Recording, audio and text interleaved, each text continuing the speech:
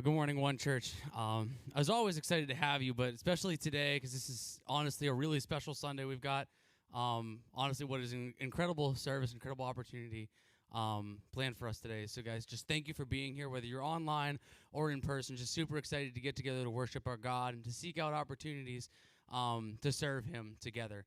So you'll notice things are different. We'll get into more of that later, but we're going to start with a thing that we do the same every week. We're going to get up and worship our God, a God who deserves our praise and deserves our love. So, guys, please stand with me as we worship.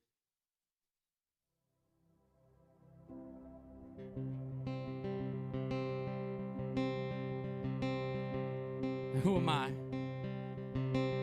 Who am I that the highest King would welcome me?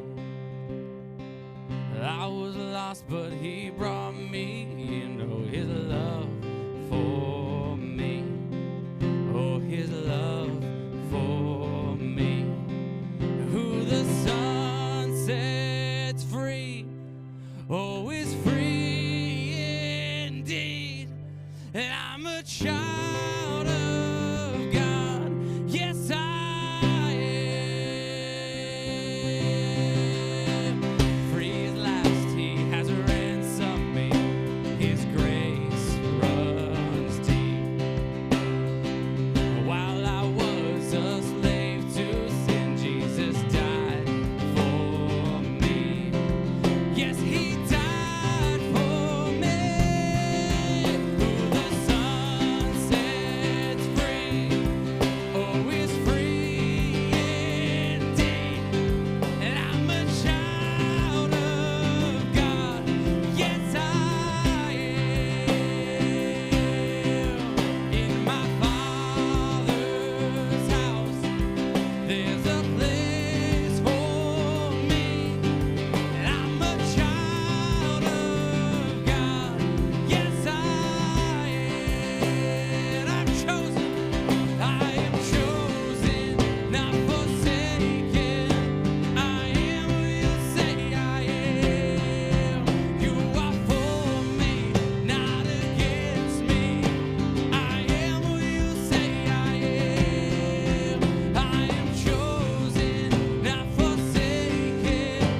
I am who You say I am. You are for me, not against me. I am who You say I am. I am who You say I am. Who the Son sets free, oh, is free indeed. And I'm a child of God. Yes, I am. In my Father's house, there's a place for me. And I'm a child of God. Yes, I am. Who the Son sets free, oh, is free indeed. I'm a child of God. Yes, I am.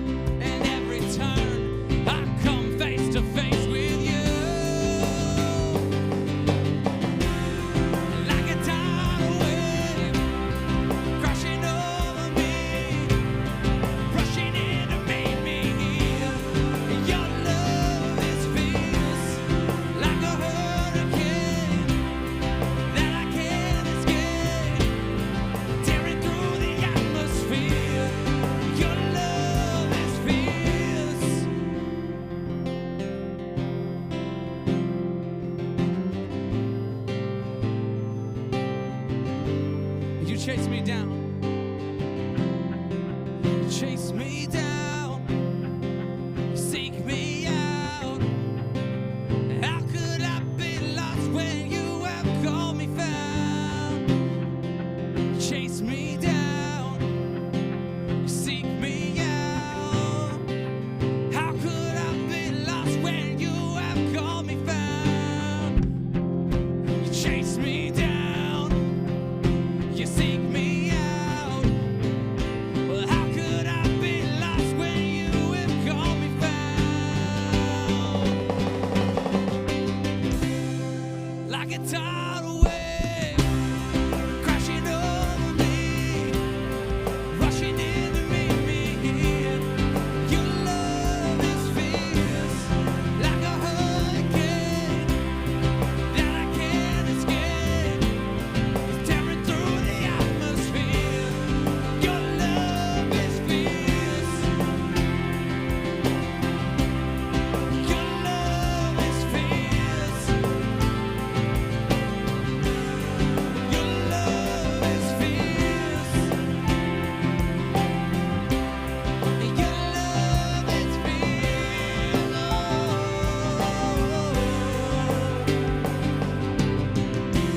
You guys can take a seat.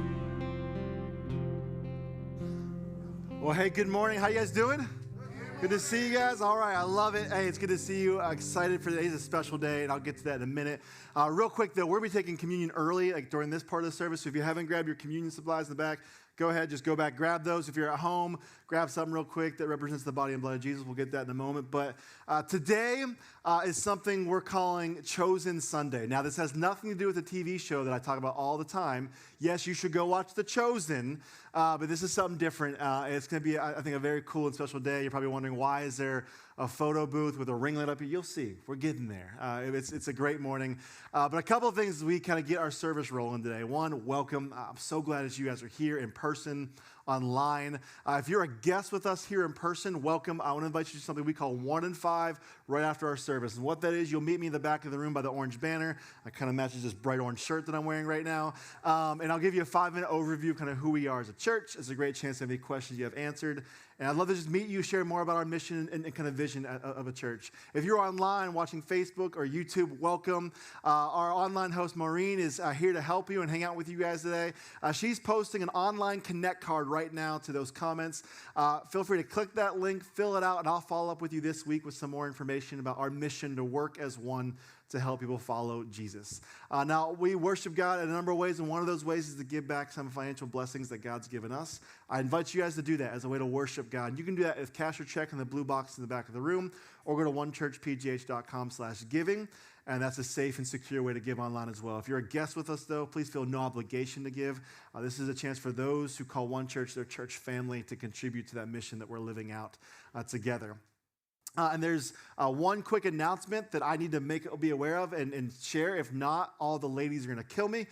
This upcoming Friday is Ladies' Night for One Church. It's going to be a great time. Our awesome one of our One Church people, Pam Regan, is hosting that. It's going to be a great night hanging out, good food, good drinks. Ladies, be a part of that. We'd love for you to be there. If you are interested in that, have questions, stop back, talk to me afterwards. Feel free to talk to Danielle downstairs, too, in the One Kid section before you leave. She'd love to give you more information. But ladies, mark your calendars for Friday. It's going to be a good time. And yeah, I said that so I don't forget and they don't kill me. So, but hey, this morning, I'm excited for this morning. This is a morning we've been praying about, and really something that happened, really started during 2020, during COVID, which I'll get to after this next song. But really, the reason today exists, the reason we're going to do this thing today is really because of Jesus. Jesus constantly would teach to love our neighbor as ourselves, to bring good news to those who don't have it, to reach out to the broken places and look for ways so we can be a part of that restoration process. And this is the beauty of why we do this thing called One Church. This is the beauty of why all these churches across the world today are gathering to worship Jesus, because we get to be reminded each week we were once broken, but through Jesus we're restored. And now we are part of this process that we get to honor and worship Jesus and live out this life together to help do the same thing for others, to help bring that restoration to their lives through Jesus Christ. And so what we're going to do is take communion together, and then we're going to sing one more song. And then we're going to introduce a video today that's going to help get us set up for the rest of the service. And during that video, I'm just inviting you guys now, participate in it. It's a little different, a little bit of a kind of unique thing we're doing. Be a part of it. If you're watching online, be a part of it after this next song. But I want to invite us to stand up now or take communion. As a reminder that we exist as a church because of Jesus, that we worship Jesus every week, and one of the ways we worship him is through taking communion, that we were reminded of the sacrifice he made on the cross so that you and I can be forgiven, we can be redeemed, and we can be restored back to God. So together, what we do is together as one church, we take the bread that represents the body that was broken for us, we take that together. And together as a church, we drink the juice that represents the blood that was poured for us. Because of that, we can be united, we can be one together, knowing that Jesus did that for all of us. So, on that note, let's worship one more time, and then we'll continue into this very, very cool special Sunday.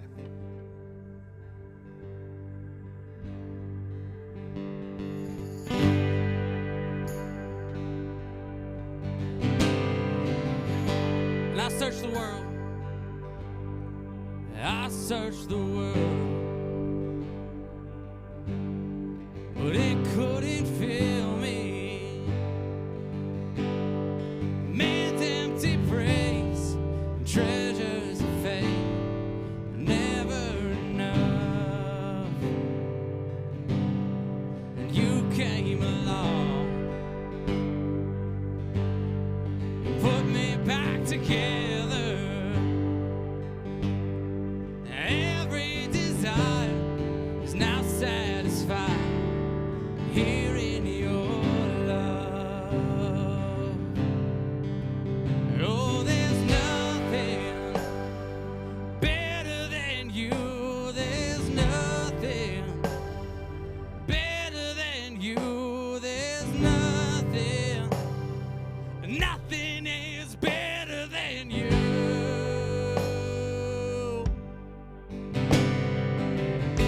I'm not afraid. 'Cause I'm not afraid to show you my weakness, or my failures and flaws. Lord, you've seen them all. You still call me friend. 'Cause the God of the mountain is the God of the valley. And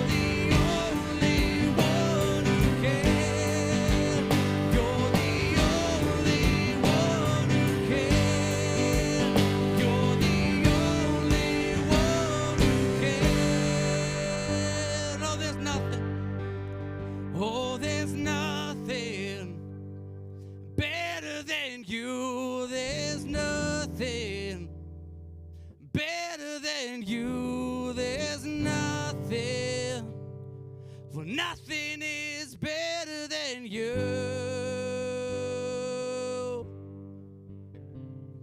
You guys can take a seat.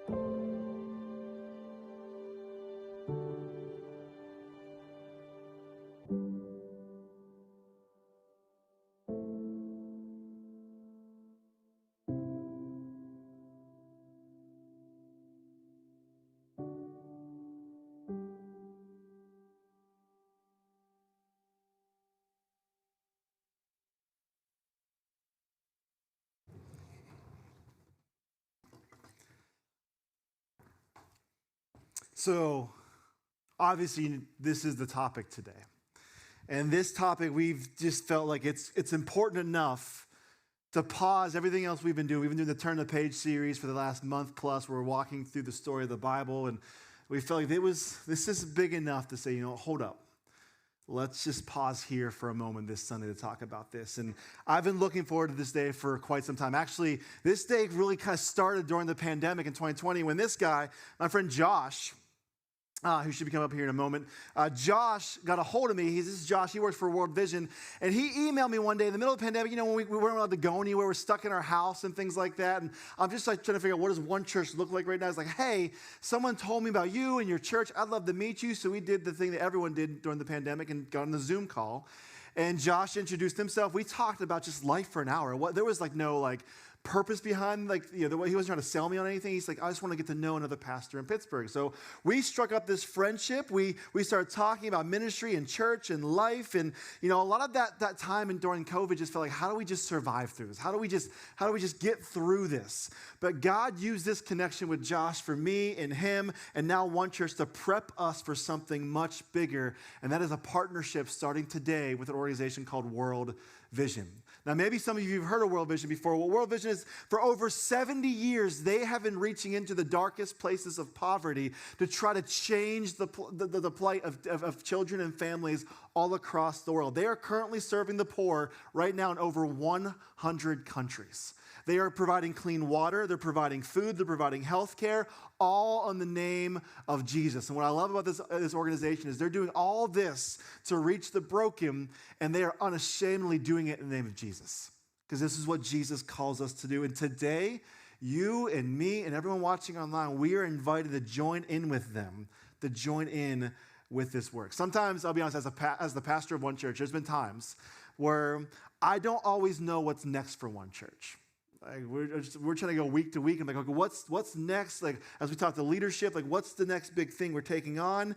But after meeting and getting to know Josh, I thought, this is cool. Maybe someday we'll get to this thing, Josh, you want us to do, but we've got other important things to do. But after some time, it became pretty easy to see that today and moving forward, this is the next thing for One Church to be a part of. This is the next thing for us to take a step of faith on to make an impact on people around the world. Because here's the deal, we live in a really cool world. Now obviously we can watch the news and it's all broken and messed up, but if we're honest with ourselves, we live in an amazing planet. This little rock that we're hovering on right now, it's floating in space. It's amazing the things that we see. I mean, God created something great with this earth, with mountains and rivers and oceans and people. And the people on this earth, he gave us this responsibility to be the keeper of this thing. We're in charge of taking care of it. And we've done some amazing things while taking care of this planet. We have amazing food. I mean, think about Pittsburgh. We live in a city where we specialize in putting French fries on everything. This is what we do in Pittsburgh. So that's, as the keeper of this planet, we decided here in Pittsburgh, hey, you know what would good on that sandwich? French fries. You know what would good on that salad full of vegetables and healthy stuff? French fries. That's what we do here. We also have so many variations of different things around the world that we see creative people doing amazing work. Think of this. We also we can drink whatever we want. We have the variations of what we can consume with beverages is unendless. And here's the thing that blows me away. Even bottled water. Water is water, right? No. Bottled water is differently. If you ever tried Ice Mountain water, that tastes like sewage. It's gross. I won't drink it. I used to, people, it's no, different bottled water tastes differently. I'm like, okay, you're crazy. And then I tried Ice Mountain. I'm like, oh yeah, this is disgusting. So we have even different variations of water that we can choose from. And pretty much every person in this room right now or online, we could leave here today. And if we said, you know what, I want Chinese, or I want a burger, I want a steak, we can go get that. And if I want this type of beverage, we can go get that today.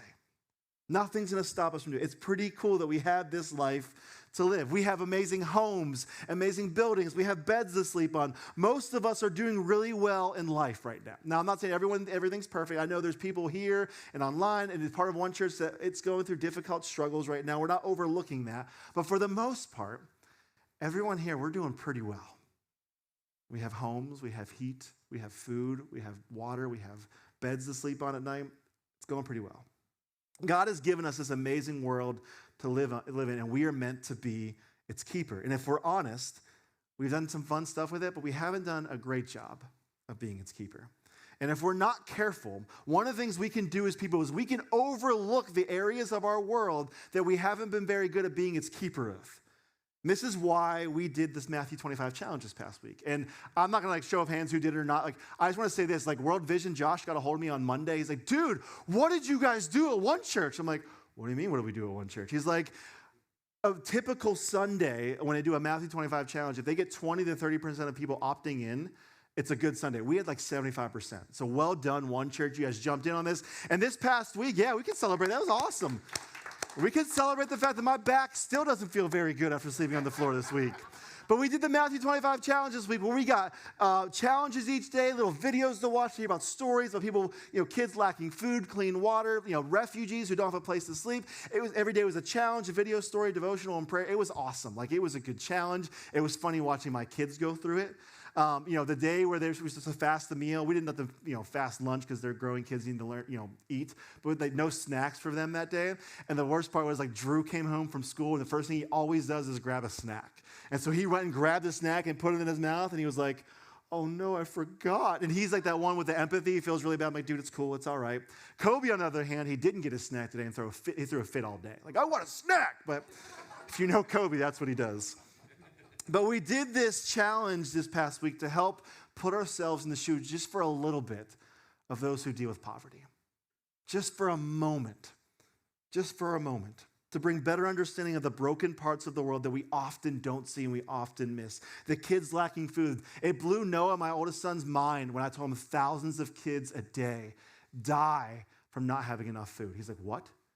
I'm like, this is true, man. And then the access to clean water. The young girls are forced to forego their education so they can trek multiple times a day, long walks to get water for the family. And that water isn't even clean. So when we were drinking water all day that day and not having our coffee and things like that, our water was probably good and clean unless you drank Ice Mountain. That's a whole different situation. But we was good. And it's a risk that these girls have to take just to get water for the family. And yet that water takes the life of 14,000 children under the age of 5 each day because it's not clean, but it's the only water they have. One child every second right now is dying from preventable waterborne disease. We explored how there's people who don't have a place to sleep because they're refugees. And so we slept on the floor. People who were lacking clothes because of their poverty, so we wore the same clothes the next day we wore the day before. And that was not in my small group, because that was fun. So most of my small group came in wearing the same clothes the day before. It didn't stink too bad. It was good times. But there are difficulties that people are going through that we don't fully understand. And this can leave us wondering, and it did for me and my family this week, it really asked this question, is this really our world? Because we're comfortable here in our little corner of Pennsylvania, but is this the world that we actually live in? Because often we miss this world because here's the truth. That's not our world. That's not our status. That's not our kids struggling to get water or food or education or health care. Our kids aren't dying from malnutrition or lack of clean water. We don't have to worry about them dying from diarrhea or malaria. The 12-year-old girl being sold into slavery isn't our daughter, and the 10-year-old boy being recruited for the militia is not our son. So yeah, we miss it because it's not our world. But this is the world we live in. Generally speaking, our world is pretty good. Our kids have access to education and food and water and healthcare. But as followers of Jesus, and at the very least as fellow humans, we cannot ignore these other parts of the world. And so the tension we are raising today is this. How do we become better keepers of this world? What is required of me? What is required of you? Let's wrestle with this tension today by looking at a story that Jesus told.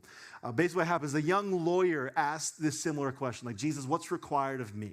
What do I have to do? He was trying to understand his place in the world and how to fit in with this life that Jesus was ushering into this world. And like a lot of us do with Jesus, he was asking these questions. Jesus, what does it look like to follow you? What must I do, Jesus? What must I value? Who must I be? And this is basically the question this young lawyer was asking. And this is what he said, Luke 10:25. His teacher, he asked, what must I do to inherit eternal life? And basically, he's just asking the question that I think a lot of people ask is, hey, Jesus, how do I get to heaven? Because that place sounds awesome. So what do I have to do now to get there?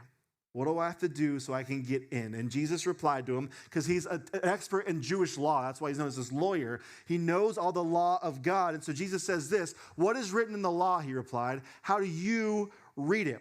He's like, you're the expert. What do you think? And this is how he replied in verse 27. He answered, love the Lord your God with all your heart and with all your soul and with all your strength and with all your mind, and love your neighbor as yourself. And this lawyer, what he's doing here is he's quoting the Old Testament with those sayings, but he's also quoting Jesus. Because this is what Jesus was saying. He's been teaching this at this point, that everything that God calls us to do hangs on these two truths. Love God with everything you have and love your neighbor as yourselves. Everything we're supposed to do in life filters through those two commands. And so this is what the lawyer says. He gives the right answer. He's trying to get to heaven. So Jesus says in verse 28, you have answered correctly. Jesus replied, do this and you will live. So Jesus is like, you're right. You passed the test. Like, you know the answer. This is how you inherit eternal life. Now go and do this. You will live. And what's interesting about this, the way Jesus says this, he's not saying like, if you do this, you'll get to heaven and live. He's saying if you do this, you won't just get to heaven and live. You will live now. Like, you'll experience life, how life is supposed to be here and now. When you love God with everything you have and you love your neighbor as yourself, that is really living. That's the key. So end of conversation, right? Like, Lori, okay, I got it now. I'm going to go do this. This should be it. But he just couldn't help himself, like a lot of us do. And here's what he does. Verse 29, he says, but he wanted to justify himself. He wanted to make sure he was right in how he did this. So he asked Jesus, and who is my neighbor? This is a dangerous question, because really what he's asking is this: who do I really have to love? Who do I have to love?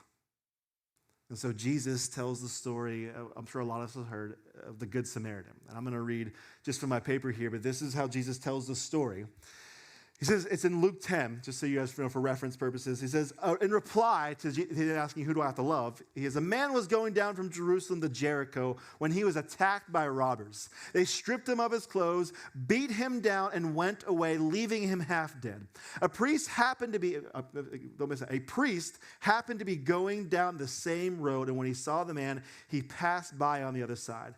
So too a Levite, when he came to the place and saw him, passed by on the other side.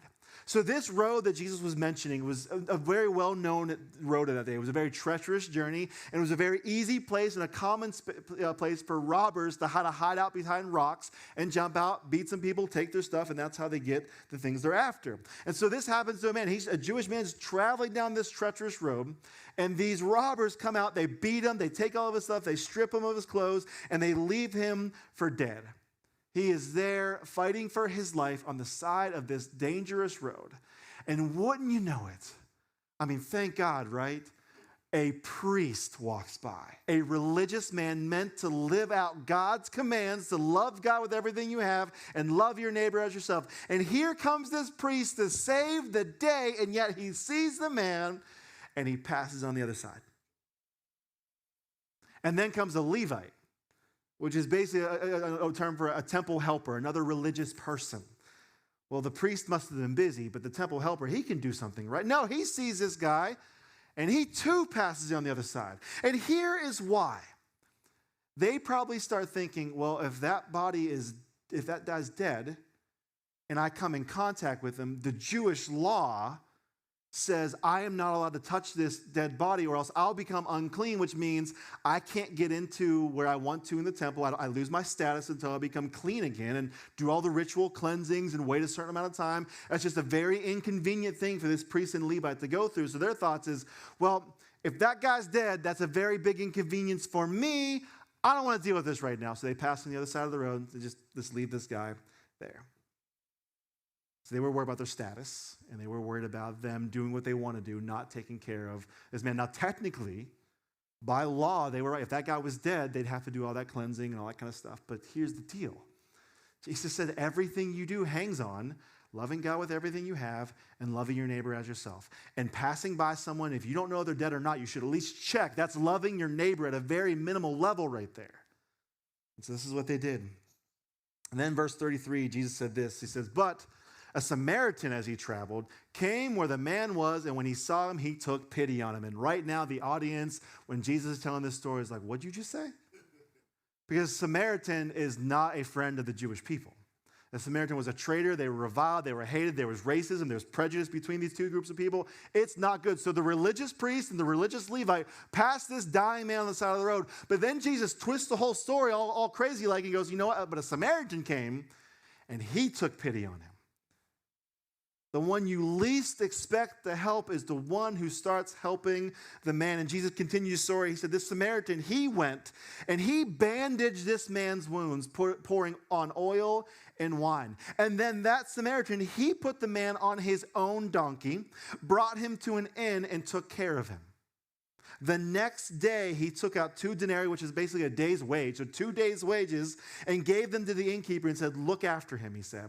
And when I return, I will reimburse you for any extra expense that you may have. And then Jesus asks the lawyer, he goes, and who was the neighbor in this situation? And you imagine the lawyer in this spot. He's probably, oh crap, I can't believe he put me on the spot like this. He goes, the one who had mercy on him. And then Jesus said this, and I love it. He says, go and do likewise. Go and do likewise. You see, in telling this story, Jesus shows what it looks like to be a part of this revolution that he started. This is what it looks like to be a keeper of the earth. It means cultivating a life that affirms dignity in every person and restores brokenness. And we cannot miss this. Followers of Jesus cultivate a life that affirms dignity in every person and restores brokenness in our world. This is who we are. This is what we do. It's what Jesus did and what Jesus calls his followers to do. And at the time of Jesus, when he was telling this story, this was just as prevalent then as it is today. Because there was severe devaluing of humans and brokenness like in that time like there is today. When Jesus told this story, children were devalued and often sold into slavery. Women were seen as less than and with very little rights in their lives. Ethnic divisions were extremely prevalent, which is why Jesus really screwed this up by having a Samaritan save the Jewish person. There was economic inequalities going on where the rich got richer and the poor got poorer. There were political divisions that divided people and caused them to demonize each other. Sound like today? This is Jesus' time too. But in this story, Jesus shows his followers how to start changing all of that. And there's a couple observations I want to point out to all of us with this story that I think we have to take away. The first is this: the Samaritan took time to see the man, to see him. Not just like see him passing by, but like take time, okay, this is a broken and hurt individual. They had major differences. The Samaritan, based off of culture and experience, probably could justify to himself why he was not going to help that Jewish man. He could have just shrugged it off, but he saw this man as a real human with real problems in that moment. The beaten man was a real person who had hopes, who had dreams. Maybe he had a family, he had gifts and abilities, and the Samaritan took a moment to actually see that in him. Not just an inconvenience like the priest and the Levite did. He saw him for who he really was, a human being created in the image of God, and that caused him to see him for how he really was. And this is so key in this story. Oftentimes, this is what we miss in people, is we don't see them for who they really are. We don't see the dignity they have as a human. How many times have you, like this is always popular, going to a Steeler game or a Pirate game and things like that. There's homeless people who are hanging out outside the stadium, kind of, pandering, trying to get money to collect so they can have food or whatever that may be. How many times has that ever happened to you and you kind of drop your eyes? And you just kind of like keep looking down, get ahead, so you don't want to catch eye contact with them. Not just me? Okay, cool. In doing so, we tend to miss them. We miss their humanity. We miss their dignity. We miss that as a human, they are as loved by God and as made in his image as you and me are.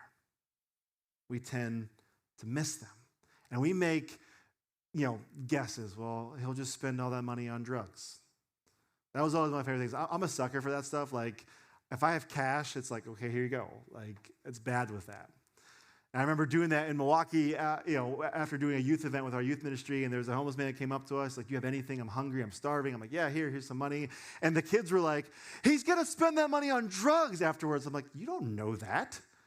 Are you hanging out with him right now to go see if he's going to score some drugs? Well, no. Well, then how do you know? But this is what we do, and I'm not blaming them because this is what we're taught. We miss their humanity. Eugene Cho, who's the executive director of Bread of the World, he says this about people. He says, we live in a culture of broad strokes, but we cannot be lazy and make assumptions of people. We must take time to ask about their story. Take the time to listen, really listen, to be humble, to be teachable, to be human. We have to be willing to know them and see them for who they really are. As followers of Jesus, we are called to see all people and affirm their dignity as a human. And that's what the Samaritan did. He also did this. This is a huge part of the story. The compassion he gave was practical and personal. The Samaritan personally bandaged up this man. He put him on his own donkey. He took him to be cared for at the inn. He prepaid for expenses and he was willing to pay for any extra cost. He basically tells the innkeeper, hey, if he gets into the mini fridge and takes the candy bar for $17, I'll cover that too. He had skin in the game now. It wasn't just, okay, cool, let's just get this guy to the hospital and leave him there. He took this and made it personal and he made it practical. He did what he had to do to take care of this man. This is what Dr. Martin Luther King called dangerous unselfishness. Dangerous unselfishness. At one point, Dr. King was telling this story, and he said the three people in this story, the priest, the Levite, and the Samaritan, they all saw the same man on the side of the road, but they asked different questions.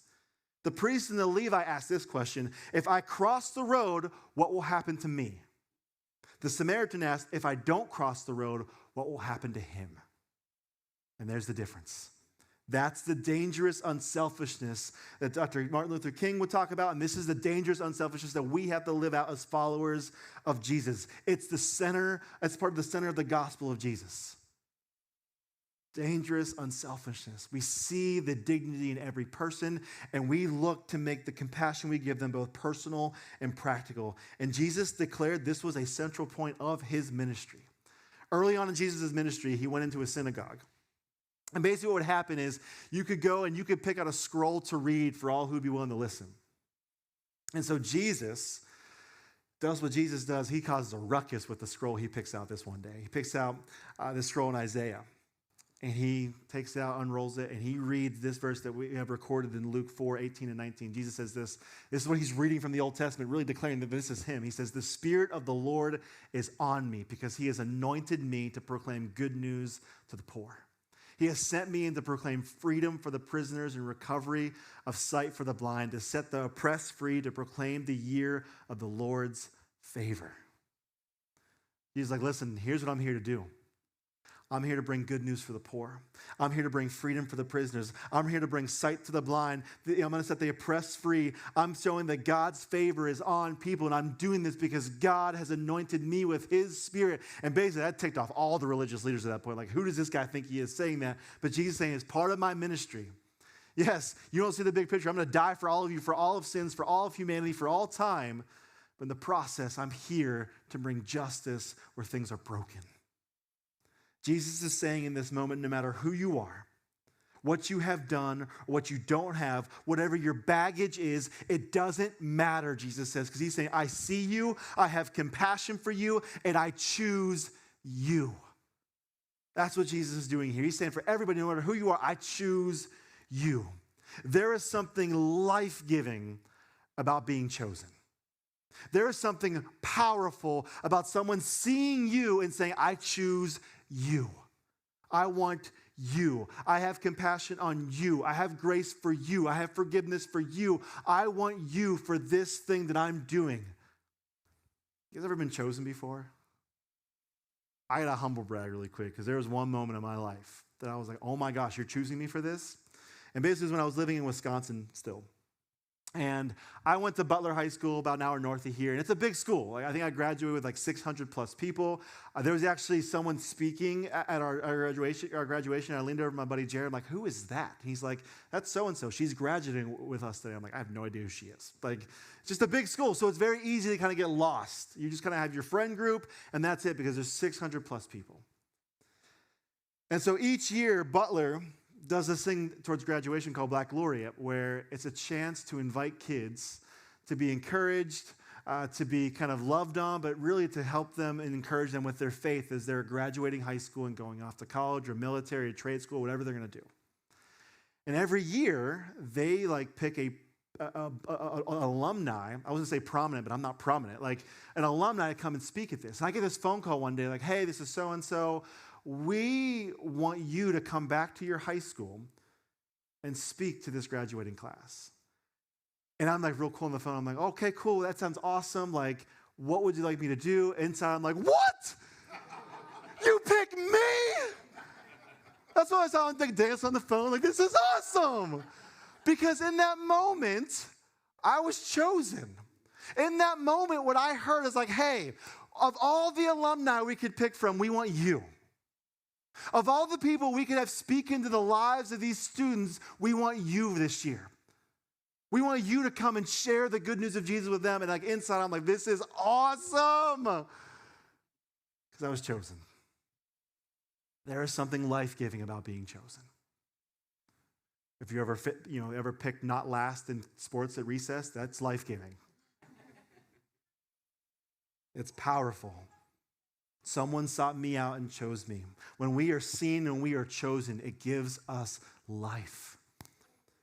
Sammy Seth wanted to be chosen. This is Sammy Seth. Sammy Seth is a 9-year-old boy living in the Asante Akim community in Ghana. And like a lot of places in the areas of Africa, this community is stricken with poverty, lack of clean water access, health risks for children. But Sammy Seth has been given hope and resources that give him a brighter future. That's because someone saw the dignity in Sammy Seth and chose to get personal and practical with it. This someone is a part of one church. He was telling me his story this past week, and I'm like, can I share this with the church? He's like, absolutely. So Sammy Seth, through this individual at one church, is sponsored by the individual through World Vision.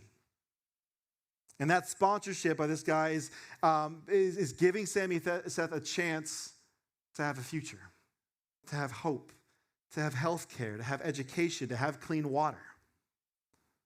It changed his life. Sammy Seth was chosen, and that was life-giving for him. We started talking about World Vision this past week. That's the Matthew 25 challenge. It was all through them.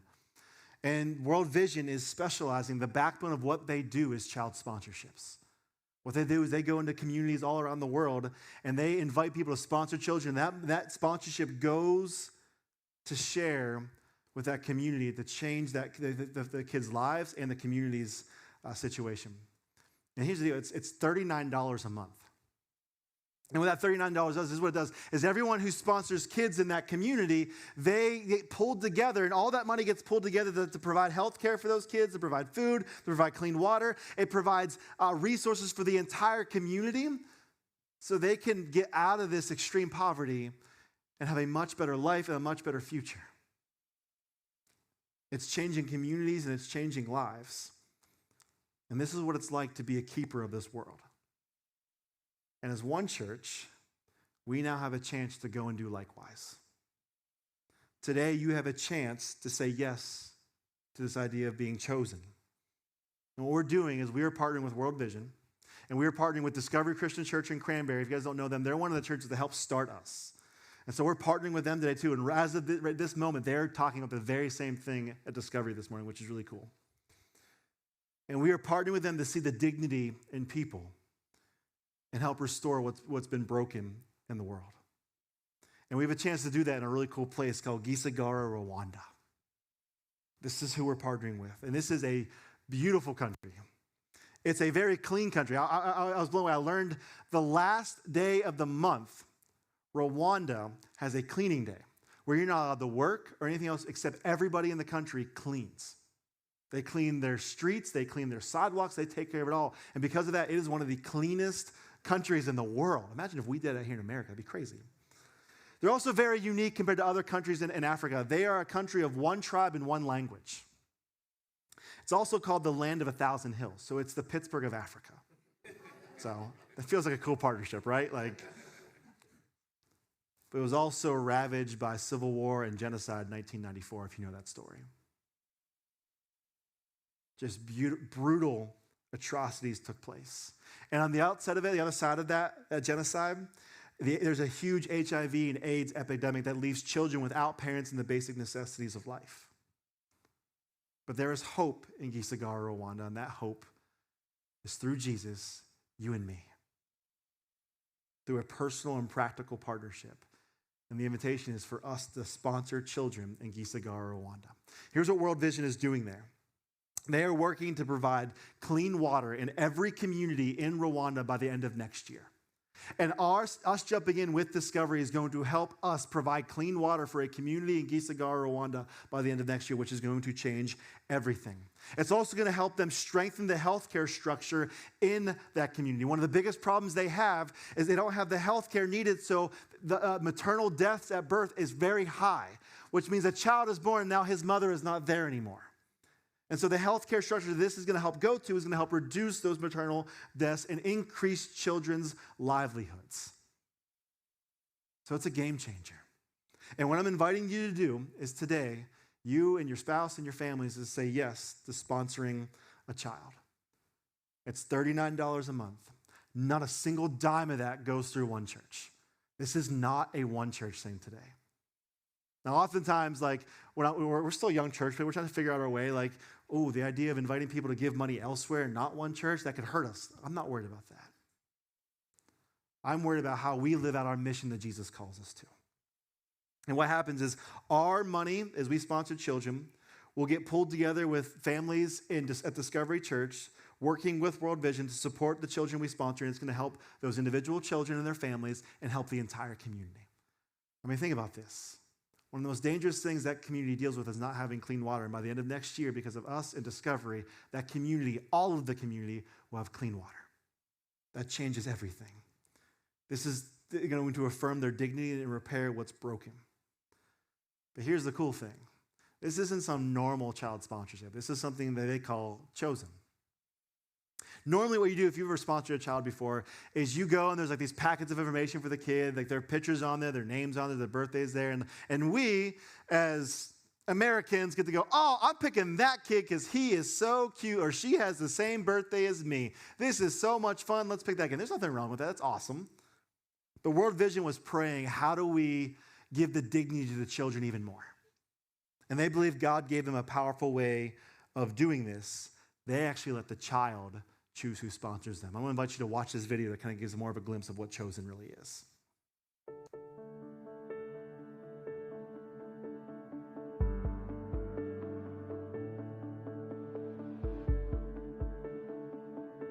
Let me be filled with kindness and compassion for the one for whom you love and gave your son for humanity. Increase my love, so help me to love with open arms like you do. A love that erases all the lines and sees the truth. Oh, that when they look in my eyes, they would see you. Even in just a smile, they would feel the Father's love.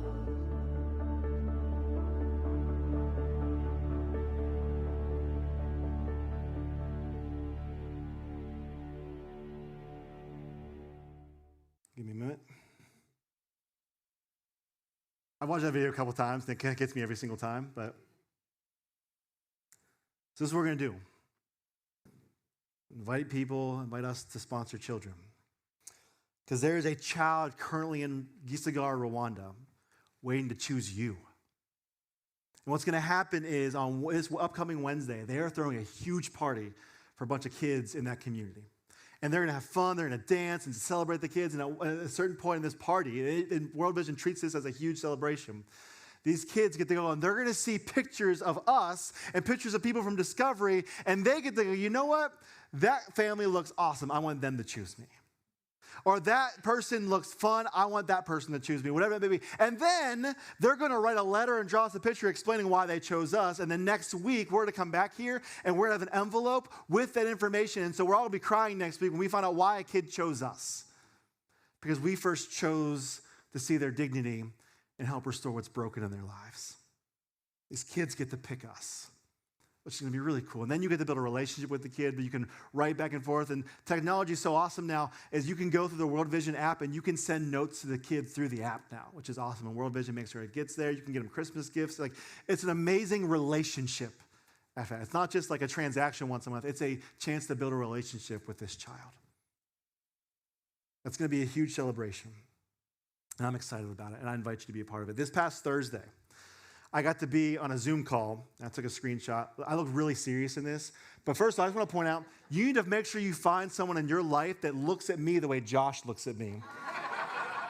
Because seriously, you see, those are like, I love you eyes. I got to talk to him about that. But we got to meet with Fred Tumusime.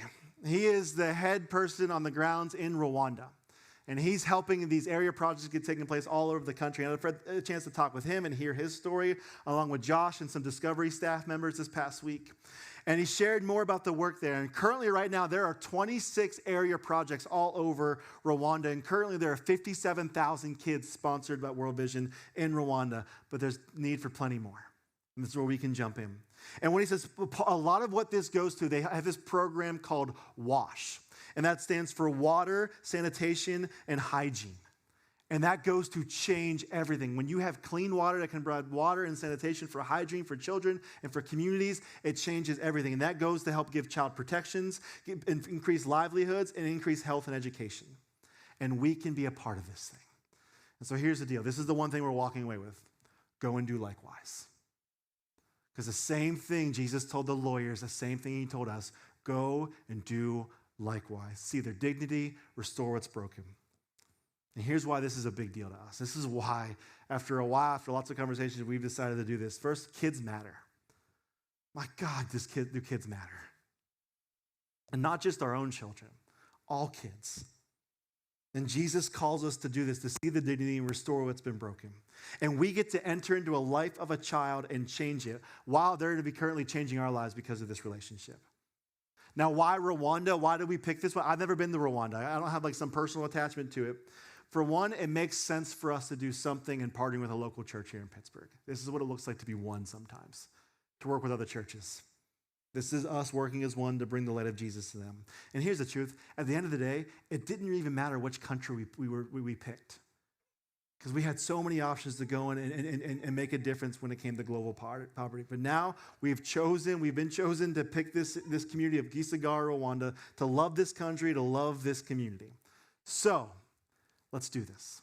How are we going to do this? Here's where the fun starts. I'm inviting you to take out your phones, okay? And what you're going to do, if this is something you're going to do, is you're going to text ONE, O-N-E, the same number we've been getting text messages from all week, 56170, okay? And what that's going to do is you're going to get a link back. You click on that link, and the first question they're going to ask you is, if you're going to do this, is how many kids you want to sponsor. For a lot of you, just one kid, that's fine. Or maybe some of you are like, you know what, we're going to sponsor 2 kids or 3 kids or whatever. You're going to sponsor kids. You're going to pick that, and then you're going to fill out some information, your contact information. You're going to fill out some payment information. But here's the fun part.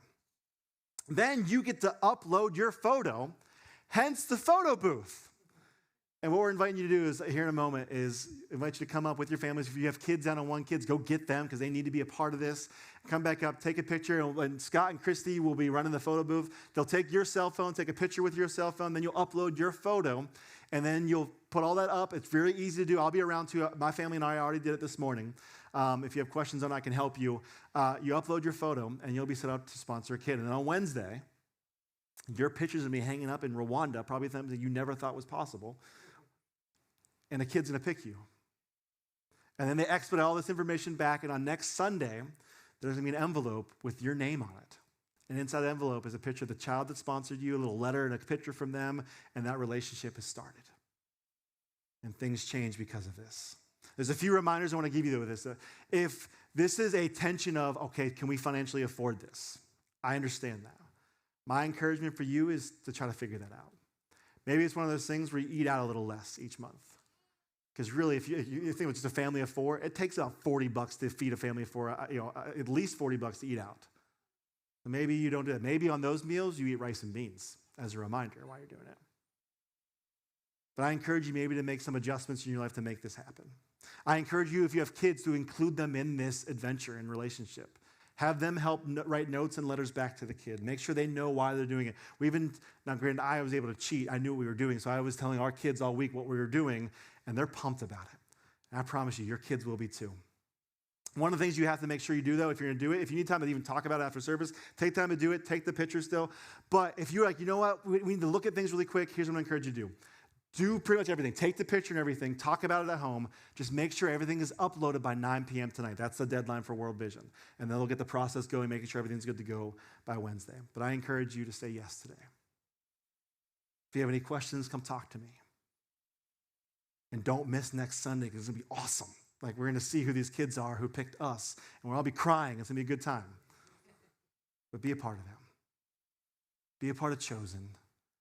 Let's be a part of doing what Jesus calls us to do, to go and do likewise. Let's pray, and then we're going to have some fun this afternoon real quick. So let's pray. God, thank you for today. Thank you for this church. Thank you for Discovery. Thank you for World Vision. But God, thank you for loving us and restoring us when we were broken, and we continue to be broken. God, help us to do likewise now, to love and choose to enter into a life of a child in Gisagara, Rwanda, God, that we can sponsor them, we can build a relationship with them, but God, together as one church and as Discovery with World Vision, we're going to change the community in your name. God, I pray this transforms us as much as it's going to transform them. We love you and we pray. Amen. Let's do this. What's going to happen? We're done. Service is over. You can hang out. You can ask questions. The photo booth's going to be up and running. Text 1. We can bring that slide back up on the screen really quick so you see what we're doing. It's also on your the little papers on your chair. But take a moment, say yes to being chosen, and let's do this together, one church. Thanks so much for being here.